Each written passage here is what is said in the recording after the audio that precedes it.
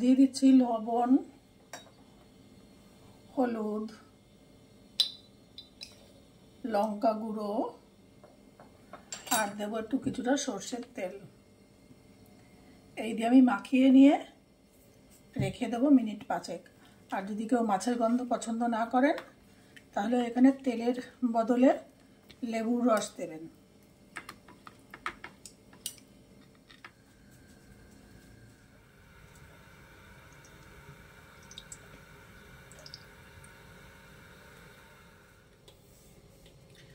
Marinate করা মাছগুলো ভেজে নেব।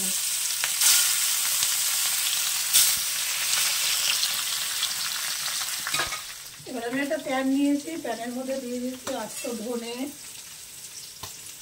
আস্ত মৌরি, আস্ত জিরে, 1/2 চামচ মতন মেথি আর দেবো কটা শুকনো লঙ্কা। দিয়ে ভালো করে এটাকে ড্রাই রোস্ট করে ঠান্ডা করে আমি এটাকে গুঁড়ো করে নেব।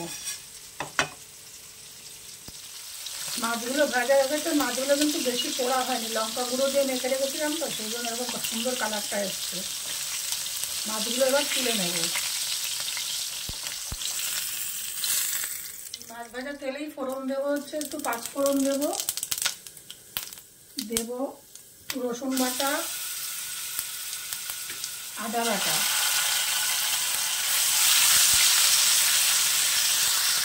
এবারে দিয়ে দেবো 2টো বড় সাইজের টমেটো আমি এখানে বেটে রেখেছি, দিয়ে দিচ্ছি টমেটো বাটা। যদি ছোট টমেটো থাকে তাহলে 3টে টমেটো দেবেন।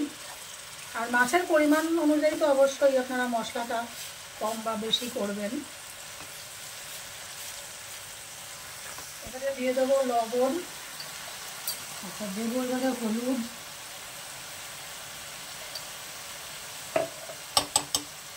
আর দেবো একটু লঙ্কা গুঁড়ো,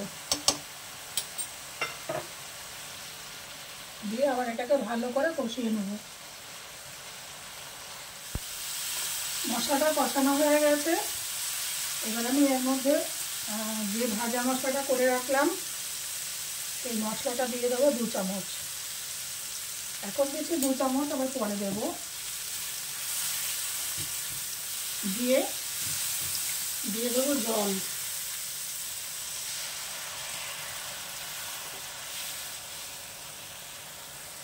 ঝোল ফুটে উঠেছে, এবার আমি দিয়ে দেবো মাছগুলো দিয়ে দেবো, আঁচটা কমিয়ে দেবো, দিয়ে মাছটাকে সিদ্ধ হতে দেবো।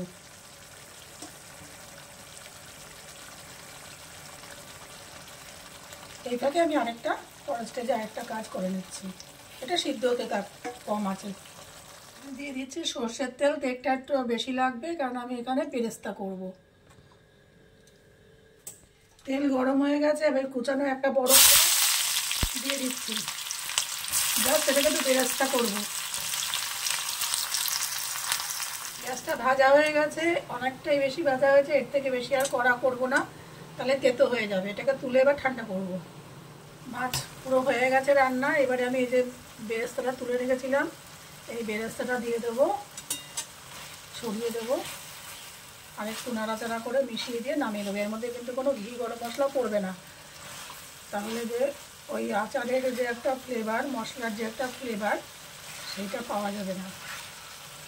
বেশি টক পছন্দ করলে এখানে তেঁতুল গোলাপ জলও মেশাতে পারেন। আর উপর দিয়ে নামানোর আগে যদি ভালো লাগে, এটা অপশনাল, যদি ইচ্ছা হয় দেবেন, যদি একটুখানি স্পাইসি খেতে ইচ্ছা হয় দেবেন, আর যদি স্পাইসি খেতে ইচ্ছা না হয় তাহলে দেবেন না। একটু ওই যে ভাজা মশলাটা করে রেখেছিলাম ওটা একটু গুঁড়ো না দিয়ে ছড়িয়ে দিয়ে ঢাকা চাপা দিয়ে পরে সার্ভ করবো। এটাকে তৈরি আমার আচারি কাতলা।